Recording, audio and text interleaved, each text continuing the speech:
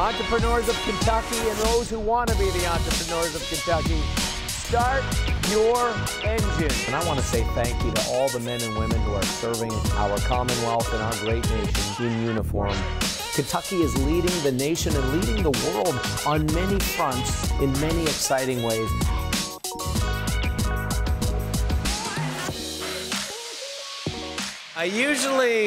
Thank you. I've never had to come out and compete with myself for your initial attention, but that is outstanding. Thanks so much for being here. Truly appreciate it. Thank you, Sam, for the warm welcome. It's great to see some of Sam's dad is our pastor, actually, so it's always good to say I've seen him since he was a young guy, and seeing him growing up and just seeing his impact, not only here at this university, but beyond, is impressive. Thank you for being here. I wonder why you're here, though. For each and every one of you, you're sitting around this stadium, some down front, the Kentucky contingent, here front and center. I appreciate that. But I wonder why you're here. Maybe you're here because it's a chance to miss out on class for a few minutes. Maybe it's an opportunity, you're just kind of curious as to what's going on in here. Maybe it is a function of being interested in politics and wondering how it coincides with your lives as students and our lives in the broader world. But I'm guessing in some measure you're all here because, to a degree, you're hoping that out of these conversations, out of your involvement in them, that there will become dialogue that will result in a better version of your community here on campus, your lives back home, your life as it develops, your respective states, and perhaps a better America. Maybe you're here because you want a better America. I hope so. I hope you're not planning just to come and listen, but I hope you're planning to be proactive as well. These are the kind of things that's interesting. I wonder, though, if that is the case, how badly you want it. Because at the end of the day, you could just simply sit here and listen, or you could go out of here motivated to do something. You've heard it said, these are the times that try men's souls. Those were famous words put to paper on a cold December night back in December 1775, I believe it was, by Thomas Paine. He talked about how the sunshine soldiers and the summer soldiers and the sunshine patriots would fade away when things got tough. But I tell you what, there have been tough times often. People say that about the time we're in right now. These indeed are the times that try men's souls. It has ever been thus. It was then, it is now. Another kind of turbulent time was in the 1960s. Some of you that are watching this, some of you even in this room perhaps, or at least your parents, were alive during those times. There was a lot going on, a lot of questions, a lot of craziness, frankly, in America and in the world. And I'm going to share with you briefly a little bit of my backstory and how I find myself standing here before you today. Because it was in the 1960s. I was a little kid. I had an older brother, and my mother was pregnant with my third brother. I was eventually the second of 6 kids. My parents lived in Colorado, which is where I was born. And a shout out to the people from Colorado.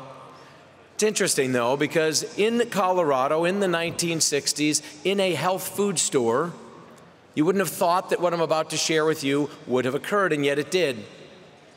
It was in that place, in that location at that time, that my mother, with 2 young children, myself being the youngest and pregnant with a third, shopping for whatever she was shopping for in a health food store in Colorado. My mother, who grew up in a non-religious home, married to my father, who had grown up in a non-religious home. Agnostic would probably be the best way to put it. It was in that health food store that she met a woman who looked at her and said, you know what this woman looks like? She could hear and benefit from the good news of the gospel of Jesus Christ. And I share that with you because you're here as students at a Christian university. Not every single one of you shares the exact same faith view. In a school of this size, that's a reality. Not everyone you're going to interact with, not everybody that's watching this believes and feels the same things and understands them to be true. But in that instance, this woman shared with my mother the story of salvation, and a conversation began. And the ripple effect of that was remarkable. Sometime later, In the late 60s, my parents moved up to northern New Hampshire, and that's where I grew up. Long story very short, we grew up in a very financially humble world. I was nowhere near anything political. I grew up in a town of 250 people. 250 people in the woods in the middle of nowhere in northern New Hampshire, the northernmost county near the Canadian border. I shared a bedroom with my 3 brothers. We had no shower, no TV. We lived a fairly humble life. It was an unheated home. We had 2 little wood stoves. I say this not as a wah-wah, but the reality is a lot of people grew up this way. This is the beginning of a lot of people's different versions of the American dream. Again, we weren't politically motivated. I didn't watch it. We didn't have a TV, as I said, so I wasn't somebody that was fascinated by this at all. But I was fortunate to be raised by parents who understood the importance of respect for God and for country. And it's interesting, too, though, because if you think about where a life goes, the trajectory of what happens to one life, what are the things that inform you? For me, I was informed by the things that I read. I hope that's the case for those of you that are students. What are you reading? What are you pouring into? I read biographies. I read autobiographies. I was moved by people who had preceded me. My high school yearbook quote was by Henry Wadsworth Longfellow. He wrote in a psalm of life that was a longer poem, he wrote this stanza, which was my quote. He said, "Lives of all great men remind us, we can make our lives sublime, and departing, leave behind us footsteps on the sands of time." The question to each of you is, what are the footsteps that you are following? Whose footsteps are you following? Are you intentional about the footsteps that you are following? And are you mindful of the fact that you are leaving footsteps for others as well? Whose footsteps are you following, and who's following you? It has been said, you've heard it said, it's proverbial, it is scriptural, it is true, it is timeless, that without vision, the people will perish. What is your vision for your life? What is your vision for your purpose, for the interaction that you have with others? What is it that you're hoping to accomplish? People ask me why I got into politics. I didn't get into politics because it was something I studied. I didn't take a single political science course in my life. I went to school here in Virginia, just up the road a little bit in Lexington, a little school called Washington and Lee University. I didn't study political science, didn't, as I said, take even a single course in it, never imagined, never aspired to being in this.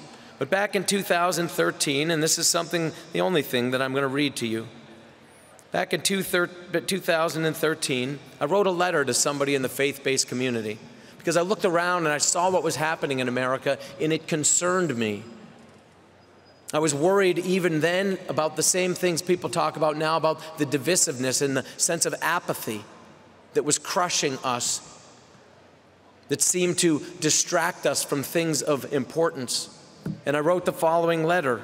This is a portion of it. I've removed the salutation parts. But I asked in this letter, I said, many wonder why evil prevails in the world. It prevails, as Edmund Burke noted, when good men do nothing. Where are the Daniels? Where are the Gideons? Where are the Joshuas? All were men of prayer, but they were also men of action. Where are those who would stand with such men when they do come forward? I was reading recently in Exodus 14 about the Israelites as they left Egypt. I was struck by something in verses 15 and 16. God chastised Moses for simply crying out to him for help. He commanded that Moses take action. And you and I both know well that God did not really need help from Moses to part the Red Sea, but that he made clear that simply praying for deliverance was not enough. God demanded more. God demands no less of his people today. Boldness and courage have been largely replaced by apathy and are destroying the fabric of our nation. How much longer will we still be one nation under God, indivisible, if we fail to take action in order to preserve that which has long made us exceptional? We have an historic opportunity to infuse a sense of personal responsibility back into the American electorate. This race is a battle for the heart and soul of the entire electoral process. Will we indeed be a government of and by and for the people? Or will we stand idly by as the process is hijacked by those who believe that it should be of and by and for a few, those few for whom power often trumps principles? There is still great opportunity before us in America. But as Thomas Edison astutely noted, most people in life miss opportunity because it usually shows up in overalls and looks like hard work. The path that our nation is on is not a good one.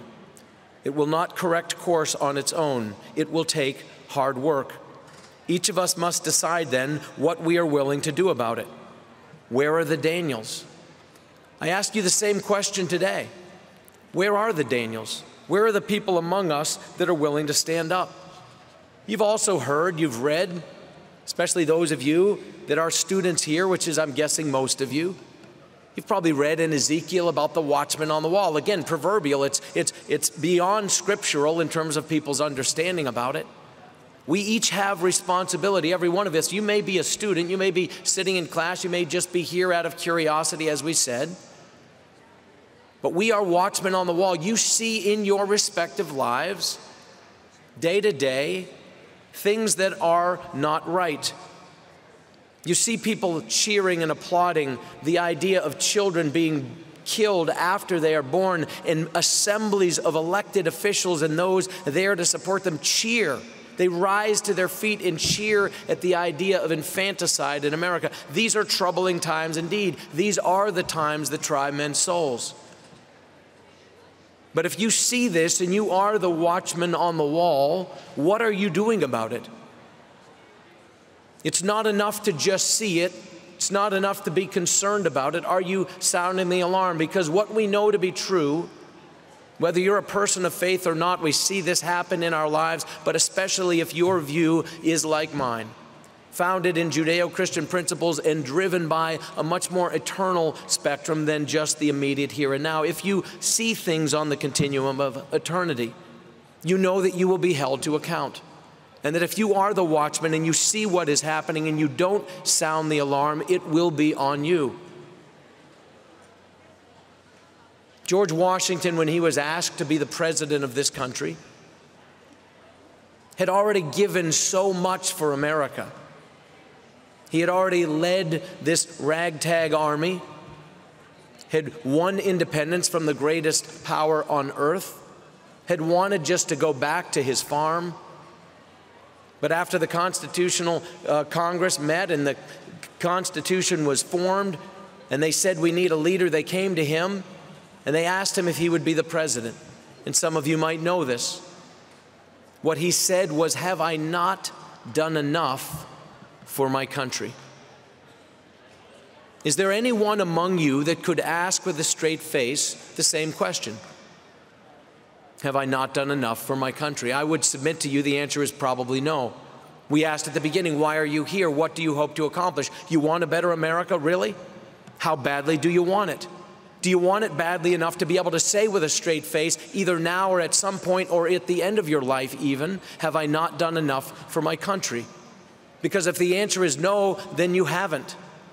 And if you haven't, like I haven't, and no other person that I have ever met has done enough for their country, then it is incumbent upon us to do more. You want a better America? Do you want it as badly as the people who came over here in rickety boats, who risked their lives for the freedoms we now cavalierly take for granted? Do you want it as bad as those men who were with George Washington in Valley Forge, and if they were lucky enough in the winter of 1776 to even own shoes, they ate them in order to keep from starving to death? Do you want it that badly? Do you want it as badly as the men who came off of transport carriers and landed on the beaches of Omaha in Normandy? Saw their buddies dying by the hundreds and thousands in front of them, stepped over their bodies, tried to make their way up a beach, to climb a cliff, to take out machine gun nests, to then march inland to try to free a people who had lost their freedom. Do you want it that badly? Do you want it as badly as someone who sat in a Birmingham jail and penned a letter instead of bemoaning his fate or giving up? wrote a letter from a Birmingham jail that pricked the conscience of a nation and caused people to think about how we were doing things or not doing things. Do you want it that badly? Because if you don't, I would say we probably don't deserve the better America. Some people often ask me what difference one person can make. There's a lot of ones in here, a whole lot of you. What difference can one make? More than none, I'll tell you that. I was asked that when I first ran. What difference do you think you can make? One difference can make more difference than none. And here's what I would submit to you, to every single one of you, those in the front and those of you up above. It's always somebody who steps up.